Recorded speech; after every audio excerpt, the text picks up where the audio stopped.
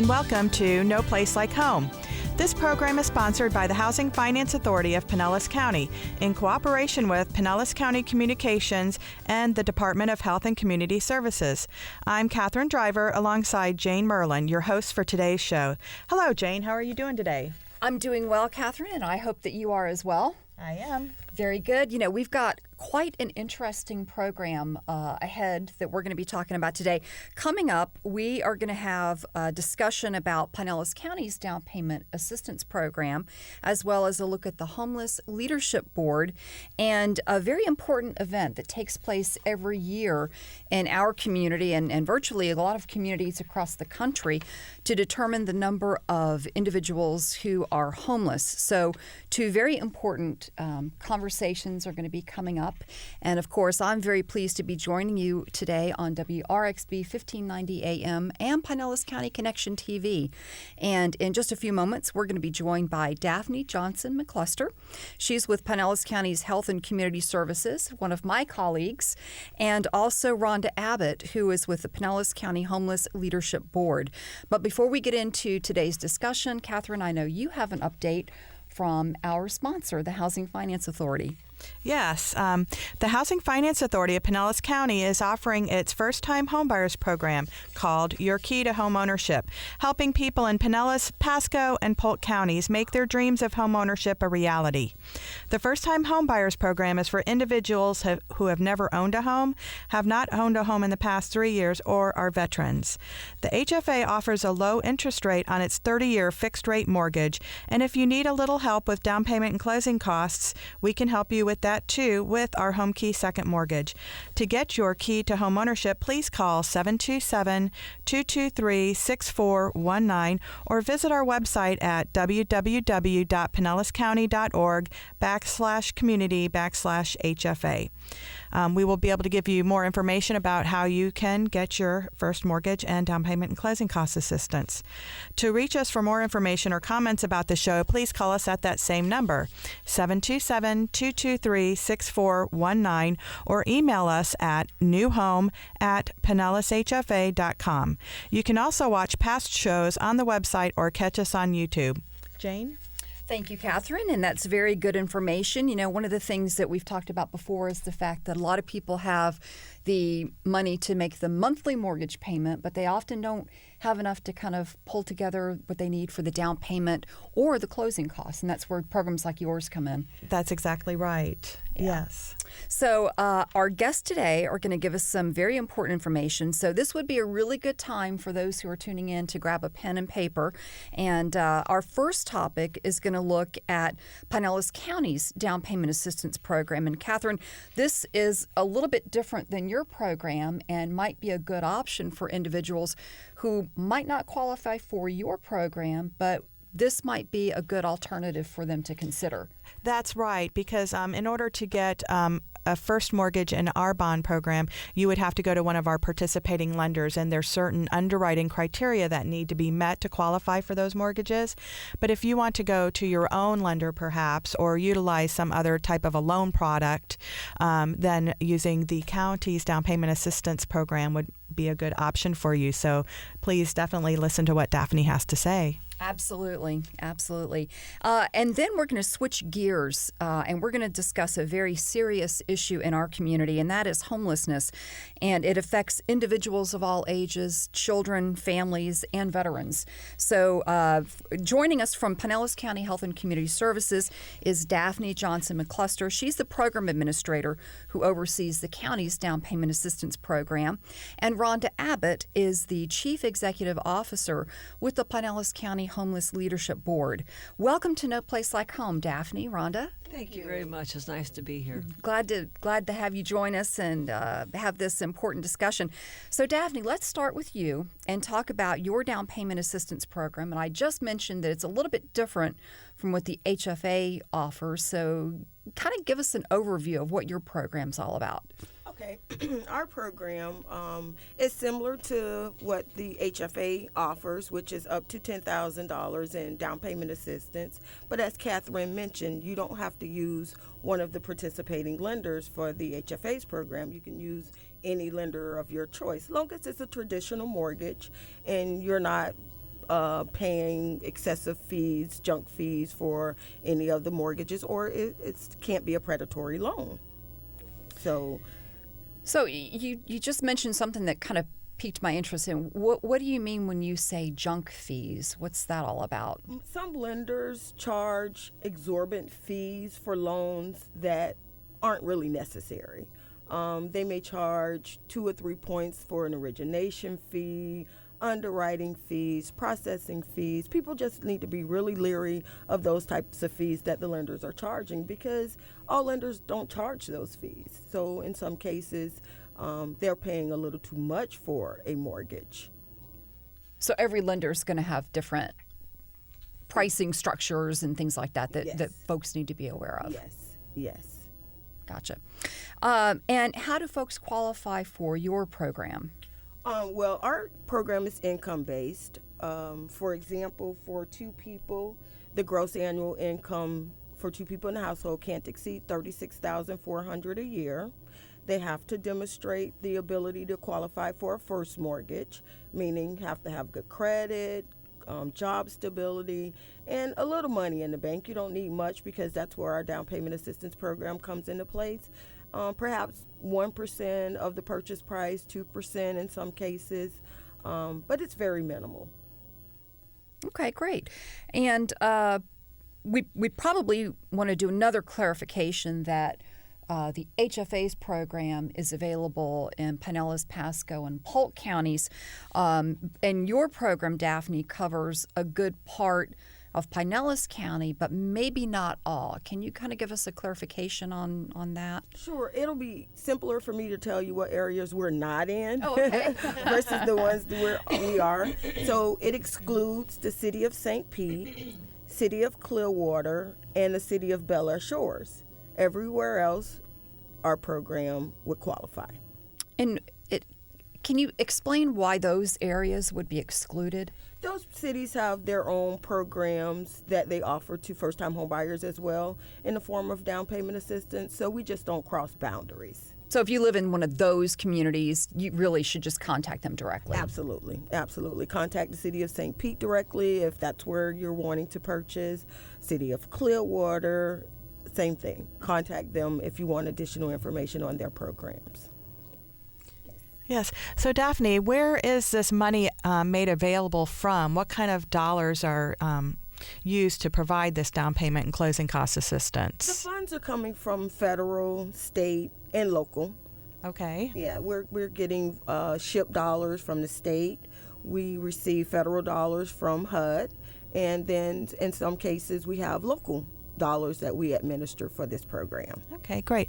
And the potential home buyers also need to take a class in order to be able to qualify for the down payment and closing cost assistance. Is that correct? Yes, that is correct. It's a wonderful class. Yes. I would encourage anybody, even if it's not required. Yeah, and even if you're not getting down payment and closing cost assistance, I think that taking that class is a really good opportunity for you to learn how to budget and understand what it's like to be a home buyer. And if you do take that class, the certificate you get is good for 1 year. Is that correct? That is Okay. correct. That is correct. Like I said, it's a wonderful class. I took it maybe 4 times because every time I went, I learned something different. I understood the process a little more.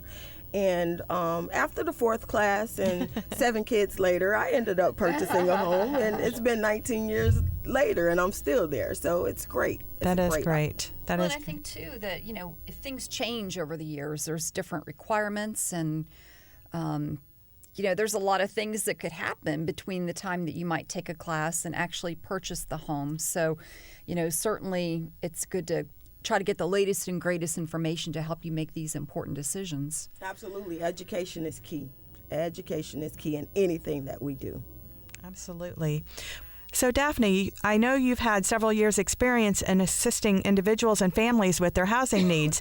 What are some of the biggest hurdles that folks face when it comes to buying a home? Credit. Credit's usually the biggest obstacle, and the perception of affordability. Usually, somebody's paying $1,000 a month in rent. They think, I can pay that in a mortgage. But what they're not realizing is the bank's looking at your debt-to-income ratios. And what that means is no more than 33% of your gross monthly income could be used towards your housing debt, and then no more than 41% of your gross monthly income could exceed your housing debt plus your credit. Okay. Your consumer debts and things like that, car payments, credit cards. And student loans, etc. Okay. Well, it definitely makes sense for them to get in touch with a lender to kind of find out what to be expecting, so they're not surprised, and to take that class so there are no surprises. Like you said, education is very key to any process, especially the home buying. This is going to be probably the biggest purchase you make in your entire lifetime. So, you want to know what you're going to be doing and getting into. Right. And I think the other point of it is the fact that, if you've been a renter all this time and now you're moving into home ownership, now you've got some additional responsibilities for the maintenance of that home. Right, because you can't call the landlord to fix the AC or fix the leaky roof or something like that. Guess what? Welcome to home ownership, and it's your responsibility now. Look in the mirror. That's who's responsible. So, Daphne, somebody who's tuning in now and would like to get more information on your program, what should they do? They should call Pinellas County Health and Community Services Community Revitalization Division. That's a mouthful. Yes, it is. Phone number is 727-464-8210. Again, that's 727-464-8210. Well, that's fantastic. Thank you so much for the great information about your down payment assistance program. And like we said, if you don't qualify for the HFA program, maybe this would be a good option for folks. Yes. Thank you. Well, we're going to switch gears now on a very different conversation. A lot of people are fortunate to have a home and a place to lay their heads every night. But for a lot of people in our community, that is just not possible. And there are a lot of folks who are having some hard times. But the organization that you are involved with, Rhonda, has been looking at this issue for some time and is working at hopefully making some great strides in change in dealing with the homelessness issue. So can you give us a brief overview of what the Homeless Leadership Board is all about? Yes, indeed, Jane. Thank you very much. And it's a pleasure to be here. Catherine, Daphne, I've learned a lot this morning. I appreciate this conversation. But the Homeless Leadership Board has been in existence for about 2 years. Now, we used to be the Homeless Leadership Network, and much of those same members rolled over into the board, but we consolidated the Homeless Coalition, which was made up of providers and the leadership network, and we combined it into one. So that was in 2012, and it is now the Homeless Leadership Board. It is made up of 8 elected officials and 13 community members. And those community members are folks like the Executive Director of JWB, Executive Director of Pinellas Housing Authority. We have faith-based community providers around the table. We have other providers who serve the homeless around the table. We have 2 the Chamber of Commerce for Clearwater executive director sits on that board, as well as St. Petersburg. So we have a wonderful combination of individuals who can really make things happen in our community in regards to homelessness. Now, this board is a policy board. We do not provide services, but we oversee the collaboration, the coordination, and the implementation of the best homeless services, the best practices that have been proven around the nation. And so we're very active. HUD has a lot of rules and regulations, and we also oversee the $4+ million that come into the county on an annual basis that then is distributed to providers around the county to provide those services to homeless people. So that's the board's makeup. But along with that makeup, we have 2 other councils that belong to it. One is the Providers Council. It's a council made up of about 35 to 40 providers who help people who are either at risk of becoming homeless or are homeless, and that is made up of that's the Providers Council, and the Funders Council, which is made up of all of our local funders. Some state and some federal funders also sit at the table, so we can take a look at better streamlining and better purposing our dollars locally towards homelessness and providing solutions towards that.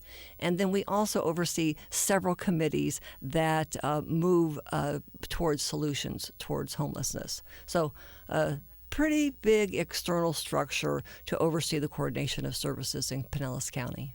Well, it's certainly a large problem in the community, and it does take some great minds to try and come up with some of the solutions that might work best. And having that partnership, those partnerships and the collaboration is certainly a key in addressing something so broad, right? It certainly is. Without it, it wouldn't succeed. Yeah. Now, you read a lot about homelessness and the numbers that are affected by homelessness, but tell us a little bit more about who the homeless are. Well, there is a misperception, but I do believe that our community especially and around the nation, we're becoming more educated about what the true face of homelessness is. And it's about families. It's about children. In Pinellas County alone, with our last count that we did, and we got this from the school board, we have 2,526 children who are homeless counted in Pinellas County. Now, we know that there are more than that. There are some families who simply do not want to claim that they are homeless for fear of their children being taken away from them.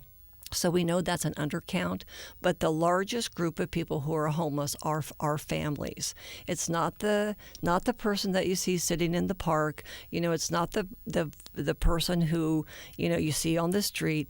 It's our families, and that is our biggest crisis in this community right now, as well as across the nation. We're not alone, and this really is as a result of the recession. We may think that we've come out of the recession. We see a lot of construction going on, new construction in our community, which is just wonderful. But the residuals of the recession are long-lasting.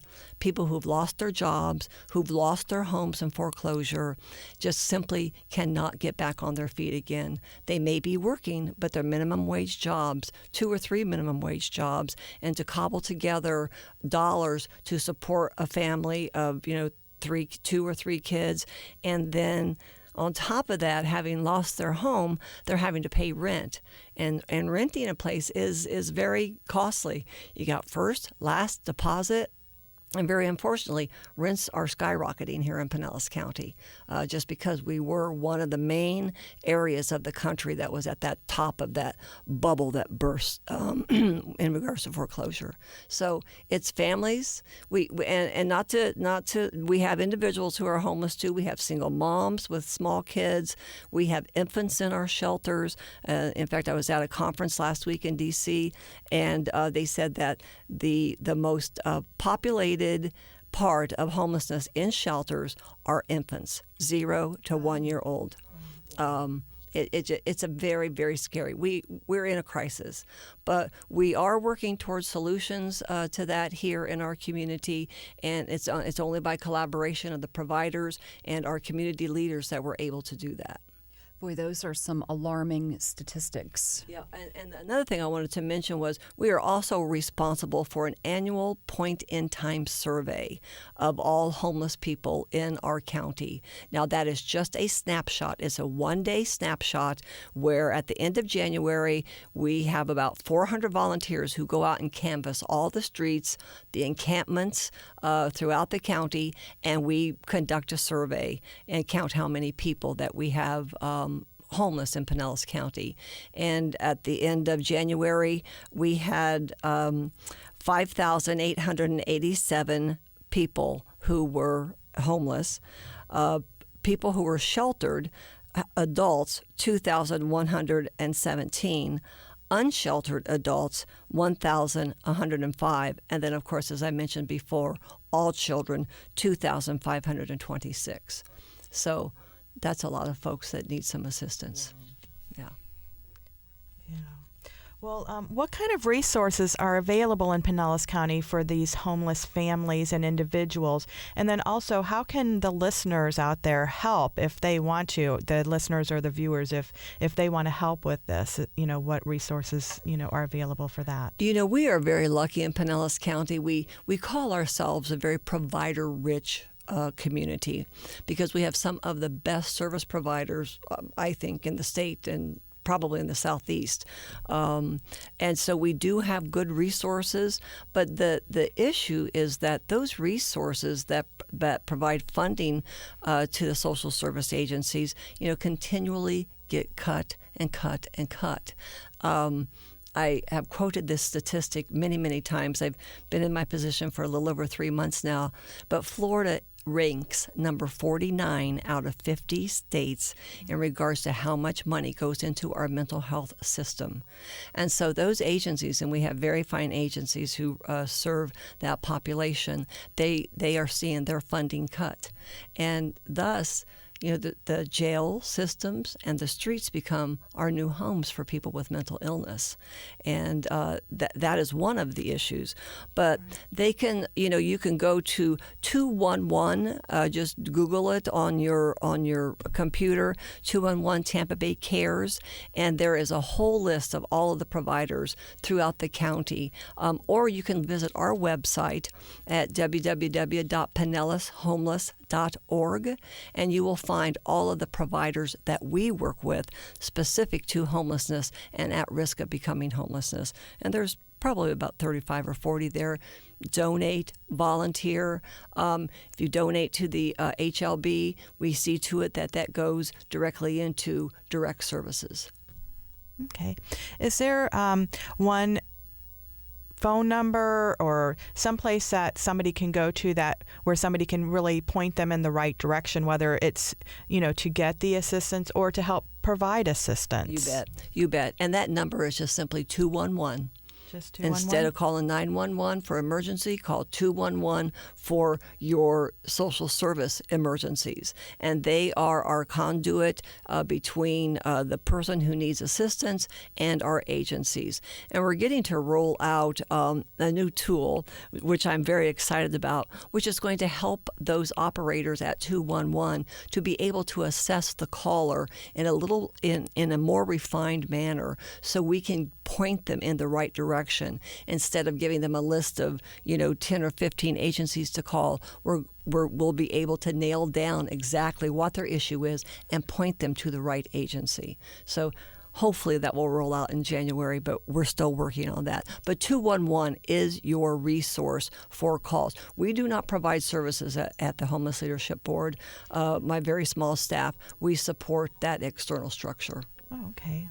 Well, that's very good. I had by the way, that's going to be really helpful to have the additional drill down on the kinds of services that folks need to hopefully get them assistance much quicker. Yes. So that's going to be really great. Wanted to get back to something you talked about earlier, and that was the point in time survey. Mm-hmm. Understand that that's done once a year, and you go out and try to physically count and identify the numbers of homelessness in our community. Why is that done? Why is that such an important part of what you do at the Homeless Leadership Board? Well, it's a requirement from two of our largest funding agencies, which is HUD, and then also DCF at the state level. And as a requirement, that's one thing. But really, most importantly, we as a community need to know exactly what we're dealing with. And it's not an exact science. We do have a very, very good information management system that is housed at 211, who collects all the data of people who are in services already, who are already getting being counted at soup kitchens, being counted in the shelters, being emergency, transitional, or permanent supported housing. We have all of that in our database.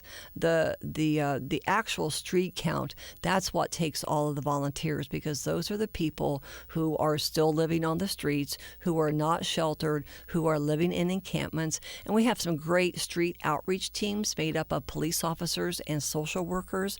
And they're the ones who go into the encampments that are hidden, to count those folks. And they do an actual survey just to try to collect the correct information that we're looking for. Because our cities want to know, well, how many people are homeless in our city? How many of them, what does it look like? Another alarming fact that we gleaned from that information is the number of people who have disabilities who are homeless. And for me, with my disability background, that is an alarming number. Close to 60% have a mental illness, about 37% substance abuse, depression, and physical disabilities. I don't know if you've noticed or not, but I have. You see more people in wheelchairs who are homeless and living on the street, and that is just unacceptable. So those are the things we find out from the point in time count, and it's critical information. And who actually does the count? I mean, that must take a lot of people to go into all those locations you mentioned, the encampments and everywhere else. We are always in planning mode.